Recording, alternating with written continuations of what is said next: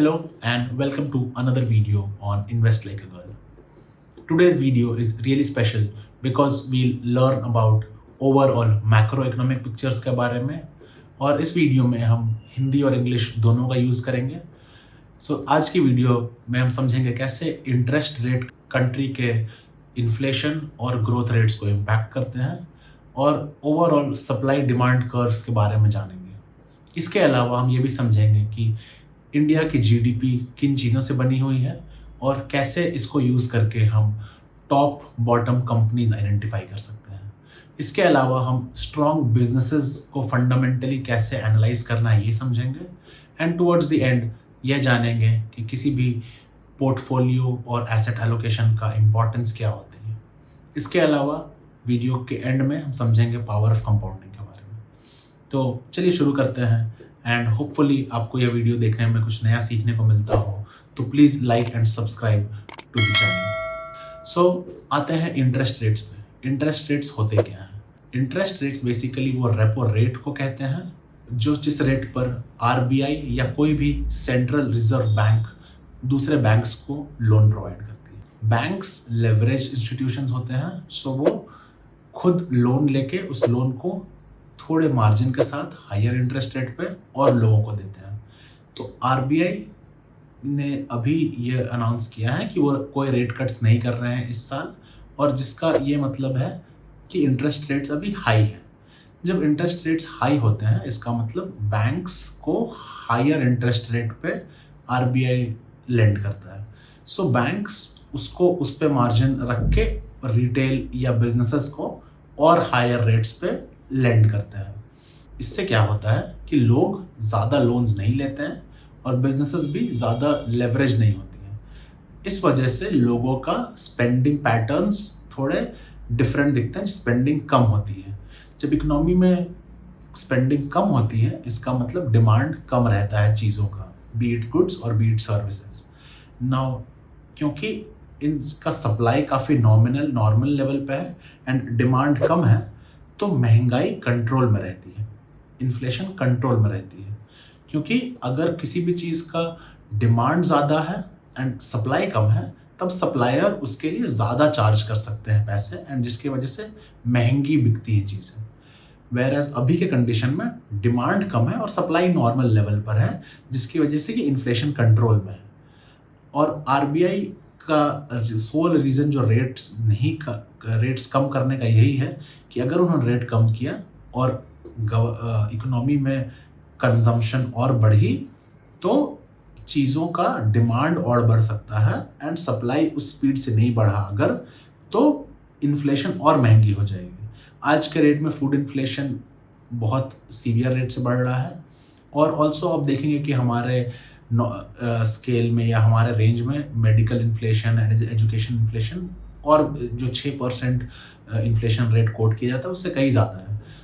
इन कारणों की वजह से आरबीआई ने इंटरेस्ट रेट कट नहीं किए हैं अभी तक। वेयरएज सोर्सेज ये कहती हैं कि फेब 2025 में आरबीआई इंटरेस्ट रेट कट कर सकती है। US on the other hand doesn't face these problems, तो यूएस ने इंटरेस्ट रेट कट किए हैं जिसकी वजह से बैंक्स को लोअर रेट लोन देते हैं एंड बैंक्स लोअर रेट पे कुछ अपना मार्जिन रखकर उस रेट को आगे दे सकती है।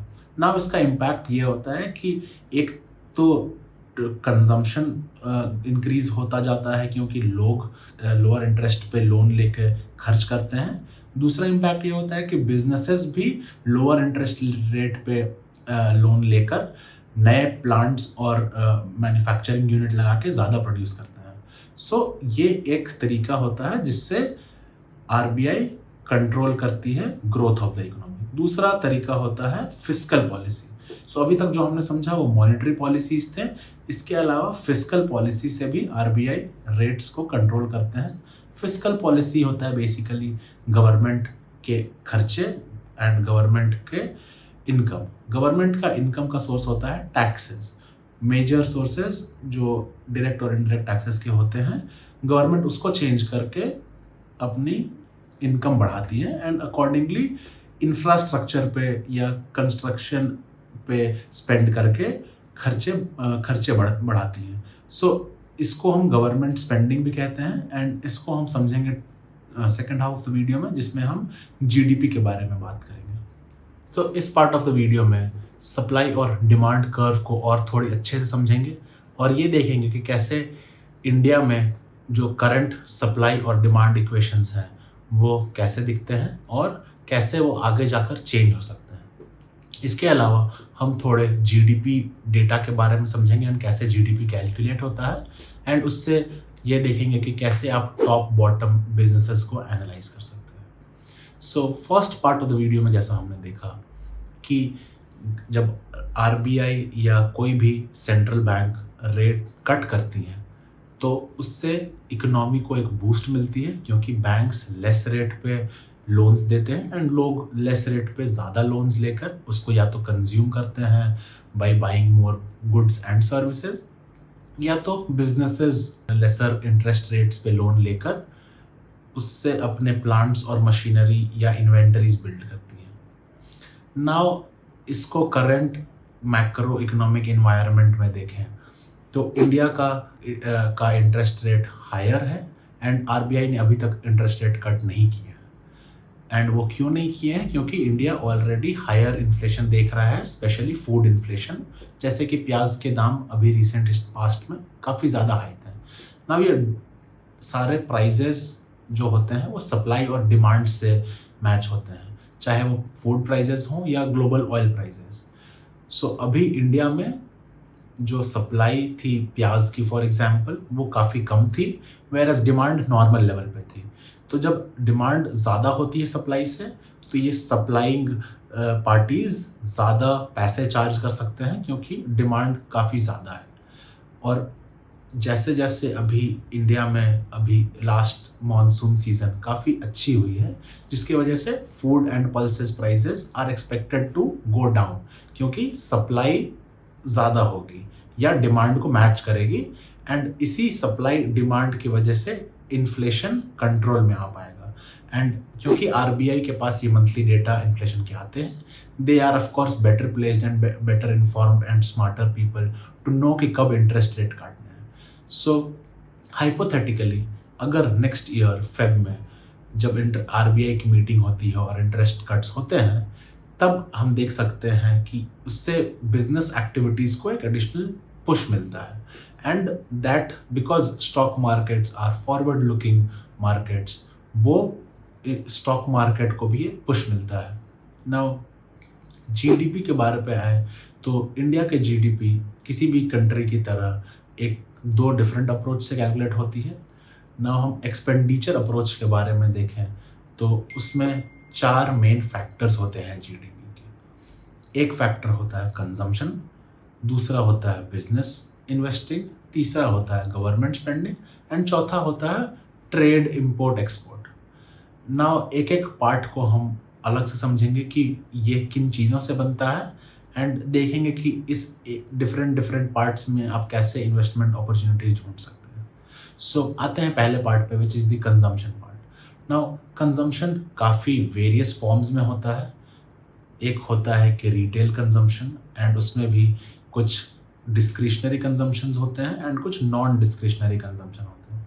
डिस्क्रिशनरी कंजम्पशन वो होते हैं जो आप अपने इनकम के साथ बढ़ने के साथ वो चीज़ें ज़्यादा कंज्यूम करते हैं, जैसे कि हो गया एक कार खरीदना या घर खरीदना, या हो गया आपके जोमेटो स्विगी जैसे सर्विसेज जो आप अवेल करते हैं बिकॉज आपके पास वो लग्जरी है अवेल करने की। एंड दूसरे तरह के नॉन डिस्क्रिशनरी कंजम्पशन होते हैं, जैसे आपका एजुकेशन हो गया या हॉस्पिटल्स हो गए या आपकी दवाइयाँ हो गई, जो कि आप अच्छा या बुरा कर रहे हो फाइनेंशियली, आपको ये चीज़ें और ये खर्चे करने ही हैं। सो कंजम्पशन को का देखने का यह एक तरीका है। दूसरा तरीका होता है कि आप कंजम्पशन को रूरल और अर्बन कंजम्पशन के रूप में देखें। तो जैसे एंड इसके लिए काफ़ी लीड इंडिकेटर्स होते हैं जो आप ट्रैक एंड फॉलो कर सकते हैं। तो फॉर एग्जांपल अर्बन कंजम्पशन के लिए प्रीमियम लग्जरी प्रॉपर्टीज़ एक अच्छा प्रॉक्सी होती है। उसके अलावा हाई एंड लग्जरी कार्स एक प्रॉक्सीज होती है।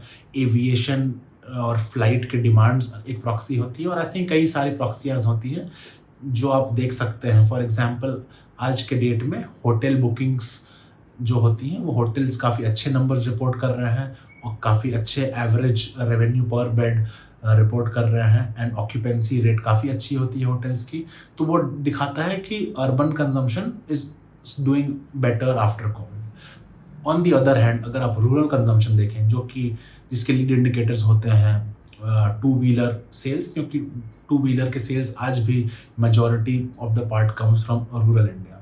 उसके अलावा इफ़ एग्रीकल्चरल एंड मॉनसून अच्छी होती है तो रूरल इनकम में जो स्मॉलर हाउसिंग लोन्स वाले कंपनीज होती हैं, वो सब लीड इंडिकेटर्स होती हैं ये समझने के लिए कि रूरल इंडिया कैसा कर रही है। तो करेंटली जो शिफ्ट देखा है हमने लास्ट एक ईयर में, वो हुआ है कि धीरे धीरे रूरल कंजम्पशन ग्रो कर रहा है, जो कि लास्ट 3-4 ईयर्स से काफ़ी सबड्यूड था। Post COVID rural consumption never picked up substantially. So अब वो टू व्हीलर्स के नंबर में और टू व्हीलर ऑटो एंसिलरीज के नंबर में रिफ्लेक्ट करता है, and it could be a indicator of rural economy finally picking up. तो ये हो गया ओवरऑल कंजम्पशन का स्पेस। इसके बाद आता है बिजनेस एक्टिविटीज़। सो लास्ट 2-3 ईयर्स में अगर हम फार्मा और केमिकल सेक्टर को हटा दें तो जो बिजनेस एक्टिविटीज़ या बिजनेसेस प्राइवेट केपेक्स जिसको हम कहते हैं, वो काफ़ी मीनिंगफुल वे में किक ऑफ नहीं हुआ है। So plants and equipments companies ने काफ़ी मीनिंगफुल वे में नहीं किए हैं। It is only the government spending which is the third part of the GDP that is leading to this rapid increase in the growth of the GDP numbers. So last 2-3 साल में आपने देखा होगा government ने काफ़ी capex किया है and काफ़ी फंडिंग की है for defence, aerospace and research and overall PSU baskets of be it banks or oil and gas companies or any other public sector enterprise companies. So the idea is to look at different buckets of this GDP and see कि next leg of growth GDP का कहाँ से आने वाला है। हम आज import और एक्सपोर्ट की बात नहीं कर रहे हैं क्योंकि वो एक अलग सेक्टर है all together and that would probably require another video. तो इस 3 बकेट्स को देखें हम अगर, तो जो गवर्नमेंट केपेक्स लेड ग्रोथ था वो लास्ट फ्यू ईयर्स में काफ़ी किया गया है, क्योंकि specially in the last year because pre election in general government spending बढ़ जाती है। अभी जो जीडीपी स्लो डाउन दिखा लास्ट क्वार्टर में वो केवल इसीलिए था क्योंकि मॉनसून में गवर्नमेंट स्पेंडिंग नहीं हो पाई और also last earlier part of the year में इलेक्शंस के वजह से गवर्नमेंट स्पेंडिंग रुकी हुई है एंड वो हमें क्लियरली नंबर में रिफ्लेक्ट करता है। But if we have to identify long term trends, हमें ये शिफ्ट देखना पड़ेगा कि क्योंकि बस गवर्नमेंट कंजम्पशन स्पेंडिंग से जीडीपी, जो आईएमएफ ने इंडिया को बोला है कि इंडिया का could be the third largest economy in the world after US and China and become like a 10 trillion economy by 2030, that is very difficult to happen by just government spending. So India में private consumption of goods and services along with private capex has to do good।